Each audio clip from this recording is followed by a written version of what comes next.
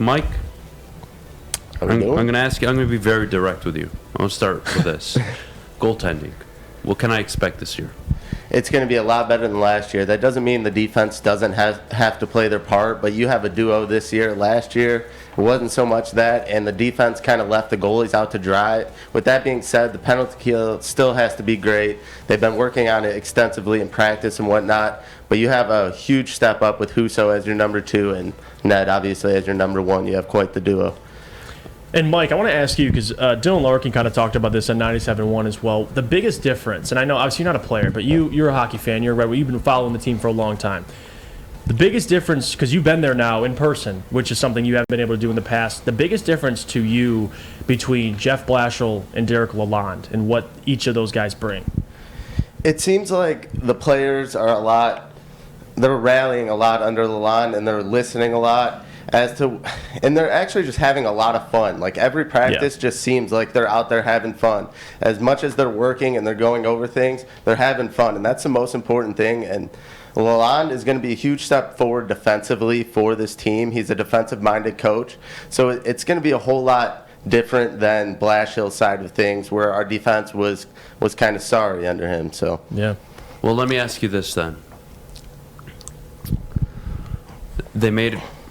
They went out and spent some money. They didn't bring out the Brinks truck, but they went out and got some good players. Some players that still have something to give, and some that have some longer runway, right? Perron, a little later on in his career. Yeah. Then you go to an Andrew Kopp. All right, but there's balance. Walk me through the first 2 lines.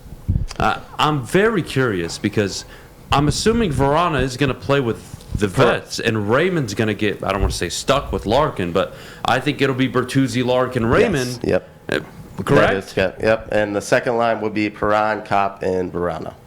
That is dangerous. Yes, and they've looked very well in practice. Perron has been an eye-opener. He just looks like he's taking a leadership role with this team and leading guys like Lucas Raymond and teaching them the ways. It's going to be great for this team.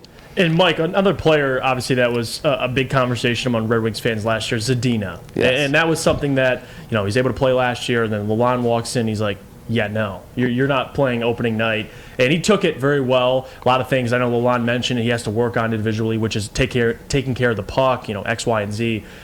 What's the situation with Zadina? Do you expect this to be a temporary thing, or is this something just, hey, players in front of you are just better as of right now? I think it's kind of a thing for Zadina to kind of like put his head down and work forward. It's not really like a shot against him because, as you've seen in preseason, he was one of our best players, and he's been playing great hockey as of late, and he's been working really hard in practice.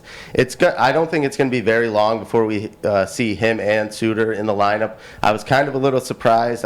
Suter was one of my guys that I really liked at practice. He's been bringing a lot of energy. But as far as not seeing them in the lineup, they'll work their way in there. It's only game 1. Don't overreact to it. You will see Zadina soon. And that was kind of the conversation, too, like Edvinsson starting now, with their development league. And same with, Soderblom. He made the roster. Yes. And Lalonde kind of talked about it like, well, it doesn't always mean just because he makes the final roster doesn't mean eventually he can't be sent down. Yeah. Like, what do you – and I know Soderblom, this is someone that you've tweeted about. Guy is – he's awesome. Same height as Isaiah Stewart. Now on skates, he's probably close to 7 foot. What are some expectations for Soderblom this year? Is this a guy who's going to be playing, or is this someone who you may see, but also you may see being developed as well, playing alongside Edvinsson? Well, I would say he's getting a lot of extra work in practice. Like as I tweeted, Coach Lalonde was working extra hard with him. Yeah. But you will see him for the most extensive part of the season, I do believe. Obviously, if his play becomes a little shallow, he may get sent down. But as far as production-wise, I think he'll do great alongside Michael Rasmussen. They're 2 huge guys, and when you have a huge guy like Soderblom and his puck control and his stick handles on the wing, it's going to be great. And as far as his development goes, it's just going to take some years till he gets to that NHL level, but he's going to be awesome, man. What if I told you? Bold prediction. Oh, here we go. Call me crazy. Dun, dun, dun. Is this Tigers winning the AL Central bold prediction? No. Okay. Individual. Okay, all right, gotcha. Jakob Verana, 40 goals scored this season. It depends on the health of that line, but I could definitely see. He plays 75 games. Yeah. Yeah, with last year's production, it's hard to shy away from that. Right? Like, if he plays a full season, how could he not? So, yeah. He has 42 and 28, 70-plus points written all over him. Yeah. I mean, He's insane. and he's got an upgraded line this year. Yeah. Playing with Perron, with Kopp, I mean, he has, look, 40's a lot. The Wings haven't had a 40-goal scorer in God knows how long. I can't even remember off the top of my head. Maybe Marian Hosa's the last one.